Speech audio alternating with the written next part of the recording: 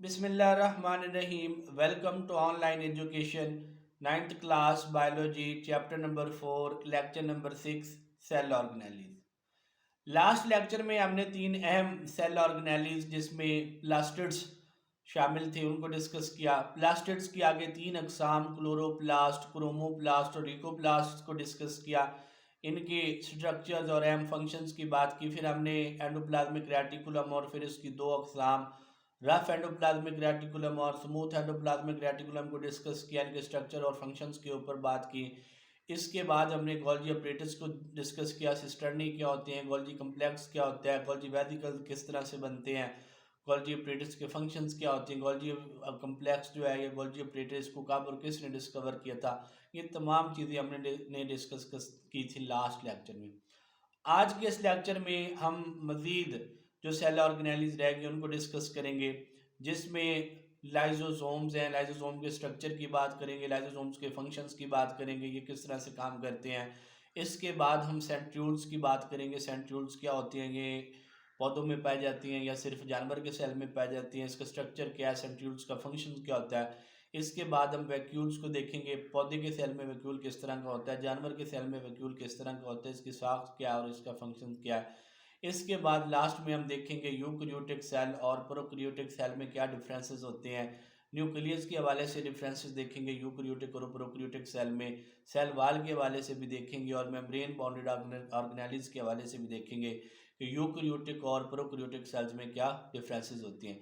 Lecture start करने से पहले ऐसे वो तमाम स्टूडेंट्स और व्यूअर्स जिन्होंने अभी तक हमारे ये चैनल ऑनलाइन एजुकेशन सब्सक्राइब नहीं किया, तो उनसे गुजारिश है हमारे ये चैनल ऑनलाइन एजुकेशन सब्सक्राइब करें, प्रेस करें बेल आइकॉन को, ताकि आने वाली तमाम वीडियोस और अपडेट्स आप तक आसानी से पहुंचती रहे। लाइजोसोम्स, लाइजोसोम्स की बात करें तो जी 20वीं सदी के वस्त में एक बेल्जियम के साइंसदान क्रिश्चियन रेनी डे ड्यू जो है उसने ये दरियाफ्त की।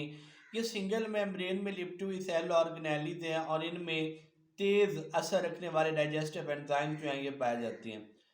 इनके फंक्शंस की बात करें तो इनका काम सेल के अंदर और सेल के बाहर डाइजेशन करना और बेकार मादों की तोड़ फोड़ करना है। अब ये कैसे करते हैं, इस मकसद के लिए जो लाइजोसोम्स हैं ये फूड वैक्यूल्स के साथ, उसकी मेम्ब्रेन्स के साथ जो है ना ये जाम हो जाते हैं और अपने डाइजेस्टिव एंजाइम्स जो हैं वो फेंक देते हैं फूड वैक्यूल में मौजूद मादों पर। वो एंजाइम जो है वो फूड वैक्यूल में मौजूद मादों की तोड़ फोड़ करते हैं और उनको जो है वो डाइजेस्ट करने में हेल्प आउट करते हैं।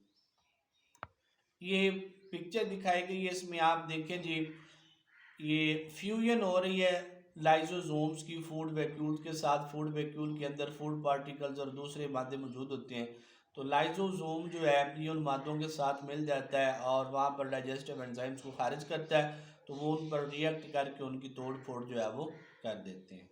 जानवर और जानवरों की तरह के यूनिसेलुलर जानदारों की बात करें तो इनमें खोखले सिलेंडर नुमा ऑर्गेनेलिज पाई जाती हैं, जिनको हम जो है वो सेंट्रियोल्स कहते हैं।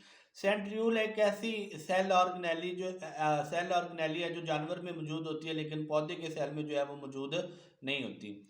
एक सेंट्रियोल जो है ये 9 ट्यूब्स पर मुश्तमिल होता है और फिर हर ट्यूब जो है वो आगे मजीद 3 ट्यूब्स पर मुश्तमिल होती है, 3 माइक्रोट्यूब्यूल्स पर मुश्तमिल होती है। और माइक्रोट्यूब्यूल्स जो है वो हम जानते हैं कि ट्यूबुलर प्रोटीन से जो है ना वो बने होते हैं। जानवर के सेल में न्यूक्लियस की बैरूनी सतह के करीब 2 सेंट्रियोल्स पाए जाते हैं, जिनको हम मजमूई तौर पर सेंट्रोसोम कहते हैं। ये अक्सर डेफिनेशन पेपर में आ जाती है। सेंट्रियोल्स के फंक्शन की बात करें तो इनका काम सेल डिवीजन के दौरान स्पिंडल फाइबर्स बनाना है। इसके अलावा चंद सेल्स में इनका काम फ्लैजेला और सीलिया बनाना भी है। ये स्ट्रक्चर दिखाया गया है जी सेंट्रियोल्स का। इसमें आप देख सकते हैं कि ये ट्रिपलेट्स मौजूद हैं और फिर फार्दर जो है वो ये 9 ट्यूब्स हैं और फिर हर ट्यूब जो है वो आगे 3 ट्यूब्स पर मुश्तमिल है, जो कि माइक्रो ट्यूब्यूल्स हैं और ट्यूबुलर प्रोटीन से बने हुए हैं। इसके बाद जी लास्ट सेल ऑर्गेनेली जो हमारे पास है दैट इज वैक्यूल। वैक्यूल जो है ये सियाल माए से बड़े सिंगल मेम्ब्रेन में लिपटे ऑर्गेनेलीज हैं। वैक्यूल्स जो है वो प्लांट सेल में भी पाए जाते हैं और जानवर के सेल में भी पाए जाते हैं। जानवर के सेल की बात करें तो उसमें बहुत सारे छोटे छोटे वैक्यूल्स होते हैं, जबकि प्लांट सेल की बात करें तो प्लांट सेल के अंदर छोटे छोटे वैक्यूल्स पानी को जब जज़ब करते हैं तो ये वैक्यूल्स आपस में जाम होकर मजमूई तौर पर पौधे के सेल के बिल्कुल मरकज में जो है ना वो एक बड़ा वैक्यूल बना देती हैं। यानी जानवर के सेल में काफ़ी वैक्यूल्स होते हैं लेकिन वो साइज में छोटे छोटे होते हैं। प्लांट सेल में ये छोटे छोटे वैक्यूल्स पानी को जज़ब करके आपस में जाम हो जाती है और मजमूई तौर पर सिर्फ एक ही बड़ा जो है ना वो वैक्यूल बना देते हैं। जब ये एक बड़ा वैक्यूल बना देती हैं तो सेल जो है सूरत में टर्जिड हो जाता है, तनाव उसके अंदर आ जाता है क्योंकि पानी जो है वो वैक्यूल के अंदर चला जाता है और वैक्यूल जो है वो फूल जाता है, साइज में बड़ा हो जाता है, जिसकी वजह से सेल के अंदर जो है वो टर्जिडिटी आ जाती है, तनाव आ जाता है, जिसको हम टर्गर प्रेशर भी कहते हैं। फंक्शंस की बात करें वैक्यूल्स का तो कई सेल्स जो हैं वो बाहर से फूड मटेरियल्स को जो है वो फूड वैक्यूल की सूरत में लाती हैं और लाइजोसोम की मदद से जो है ना वो इसको डाइजेस्ट करते हैं। के यूनिसेलुलर जानदार जैसे अमीबा है ये कंट्रैक्टाइल वैक्यूल रखता है जिसकी मदद से ये अपने फासिद मादों को जो है वो अपने जिस्म से खारिज करता है। यानी फूड वैक्यूल्स भी हो सकती हैं और कंट्रैक्टाइल वैक्यूल्स। फूड वैक्यूल्स के अंदर फूड मटेरियल्स होते हैं जिनको लाइजोसोम्स की मदद से डाइजेस्ट कर लिया जाता है और कंट्रैक्टाइल वैक्यूल्स जो होते हैं ये यूनिसेलुलर जानदारों में होते हैं जैसे कि अमीबा के अंदर है, वहाँ पे जो है ये उनके फासिद मादों को जिस्म से खारिज करने के लिए जो है वो काम करते हैं। ये क्वेश्चन है जी कि क्या होगा कि अगर एक लाइजोसोम जो है वो सेल के अंदर ही फट जाए और तमाम एंजाइम्स हैं वो रिलीज हो जाए। तो ये जी बड़ी वाज़ेह सी बात है कि अगर एक लाइजोसोम जो है वो सेल के अंदर ही फट जाता है और उसमें तेज़ असर रखने वाले एंजाइम्स जो हैं वो रिलीज़ हो जाते हैं तो वो ऑर्गेनेलिज को स्प्लिट कर देंगे यानी तोड़ फोड़ कर देंगे, जिसका नतीजा क्या होगा कि सेल मेम्ब्रेन भी रप्चर हो जाएगी और सेल वाल जो है वो भी रप्चर हो जाएगी और फाइनली जो है वो सेल डेथ हो जाएगी।